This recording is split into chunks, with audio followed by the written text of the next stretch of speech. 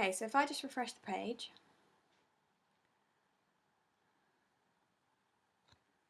we have our preloader, and now the website is fully loaded. So this is what the audience will come to first. And as they can see, the videos on the screen are responsive to the mouse, moving left and right and glowing as you hover over them. And we have our navigation bar down here, which is quite recognisable as a navigation, with a play and pause button. The images and videos are on a scroller, so they rotate in a carousel, allowing the user to either click through them at their own pace, or allowing it just to zoom through by itself. This is representative of the 3D life online and offline. This gallery scroller, although the functionality may be poor in terms of for another website, I like how it's representative of this kind of ever-changing, ever-shifting, different type of online lifestyle, should we say.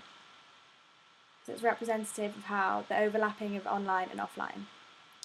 The audience can click on the things to bring them forward.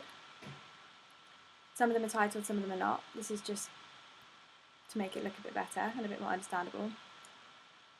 So hopefully it shouldn't take the user too long to work this out. They can enter the videos here, or at the top part of the screen here. Take to the first video. If the user wants to watch it, they can click on it and the video will begin to play. Now as you can see, it has disappeared in part of the scroll and they have to find it again. If they pause the scroller, the video will stop in place. This will work quite nicely because if the user chooses to click play for many videos, then this is representative of the busy, hectic craziness that's online. Like imagine if you could hear all your Facebook updates, all your tweets, all your emails coming in, the noise and chaos just wouldn't be okay. And this is what this is trying to represent, the overall chaos that's caused. So it is actually intentional. Okay, so here we have another video. And all the videos are pulled from Vimeo. This was to overcome difficulties with the video loading properly and to reduce loading time as well. We don't want the user to get bored waiting for any long videos to load, and we don't want them to freeze halfway through the middle. So all in all, this was just the better way to do it. And also again, it's representative of using different channels of social media, pulling them all together to make a practical project basically. So as we can see, the full screen mode is actually enabled, so we can full screen these videos. That's actually meant to be blurred, and enjoy them. They've been set to this size just because it looks a bit better. It's not quite so overwhelming. The quality is a little bit better, but the user can then make it full screen if they wish to. Okay, so that's talking you through the landing page.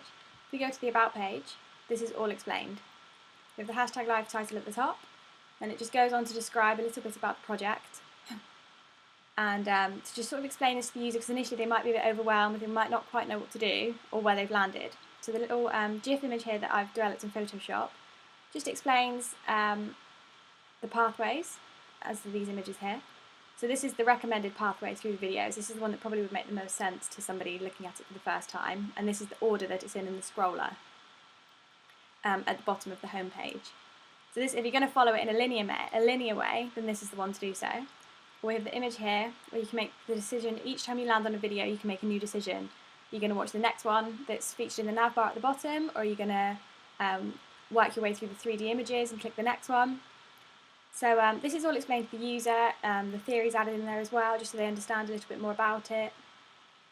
Yeah, so basically, additionally, it is best probably to pause the carousel when viewing videos to stop them leaving the screen. But like I said, again, this sort of adds to the whole effect of the noise online, meeting with offline, like you're trying to watch something and it's a little bit annoying.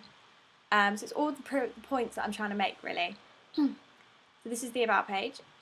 Again, the scroll is a little bit difficult to work on the home screen, so for those users who have no interest in figuring it out, and they're not that interested in finding out what it's about, and so that they don't get bored and move on, and don't appreciate the videos for what they are, we have the Exposed page, which lists the videos in a linear format, with a little bit about them, explaining each one in more detail. so they can watch them, watch the videos here, and scroll through, like so. A few of these images are links, and those links are also replicated down here as well, just for ease of use. Okay, so we have the interactive web pages. These are ones I'm quite proud of because the coding was a little bit difficult for somebody who doesn't really code. But this is to really involve the user. We want to sort of take them by surprise, and like the term used in the production analysis, throw in a bit of serendipity, like they're not expecting to see themselves in something online that they're watching. They do have to click an allow button. This is something that we couldn't get round, unfortunately. And this is a Flash plugin so that it works cross-browser. Cross-browser compatible, works in Safari, Chrome, Opera, all of those. So the user clicks allow. Yeah, that's my chest of drawers with all the drawers open. Then they can see the image here. And then they press play here, and the comments will begin to appear. And this is basically to show that the viewer is in the video, they're putting themselves in that place, they're recognising it as a Facebook picture layout, and they're viewing the comments thinking, hang on a second, is that me? Am I involved in the video? The likes, obviously the like sound is very, very recognisable, and they're immediately going to have their attention grabbed because they're in this picture, they're on something that looks similar to Facebook, they're getting these notifications. So sort of to throw them in a bit of disarray and let them just enjoy the experience of feeling a little bit confused. So if we go to the next one, this again is another interactive page within the project.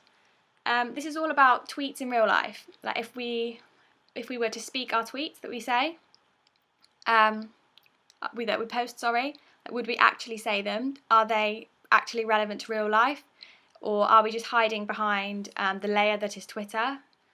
And we feel more comfortable saying things online because there's this screen in front of you. You're not actually saying it directly to anybody else. So this is all things that have come through through my audience research that I've done. So we've got speak what you tweet, and it says would you. So the user then inclined to click search hashtag. So they click search, and there's a little input box here. You can see we've got some quite nice imagery here. The mouths have been removed from the people in the pictures. More to the important things. This is the interactive page. Hashtag just saying. From research, the hashtag terminology is just sort of caught on. People are using it because other people are using it, because other people are using it. Some people didn't even really understand the functionality of the hashtag. As we do know, it's to group tweets of a similar topic, making them easier to find. So anyway, this is all about would you speak what you tweet, or are you just hiding behind the barrier that is the screen in front of you? You can feel you feel like you can hide behind who you really are, because you've got that screen in front of you and you're not saying it directly to somebody else. So this is just sort of portraying that image that tweets maybe would sound a little bit ridiculous if they were spoken out loud to another human being. So this is just to replicate that. So if we type in a word, I don't know, perhaps Bournemouth, click search.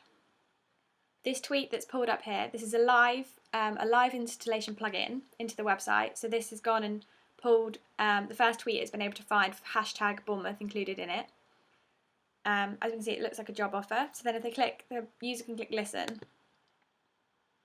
Account assistant, #Bournemouth, new #vacancy, #job from pool together, seller, £8.00, £10.00 To apply, visit http://re3wojtexm.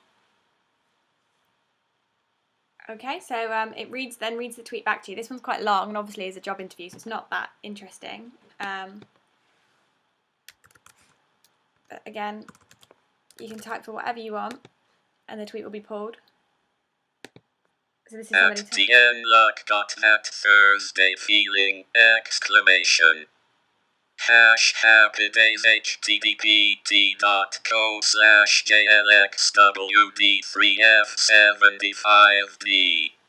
Okay, so the conceptual nature behind this, the robotic voice is sort of displaying how if we're all talking through social media, we're not really talking at all, and we're developing this sort of generated voice based on other people within the social media channels that we're using.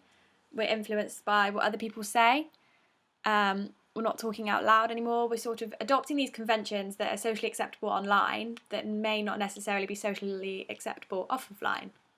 So that's just a little walkthrough of that. And then if we go to our final link at the bottom, of course, it's all of the social media channels that this is linked to. So it's kind of a bit ironic, seeing as what we're saying is we're sort of all indulging a bit too much in social media, but there they all are.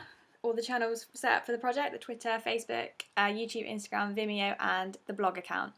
The blog account is quite important. That's got all the production analysis and audience research recorded there, so if you'd like to take a look at that. Okay, so if we head back to the homepage, obviously this bar at the top, will always get you back to the carousel 3D gallery scroller.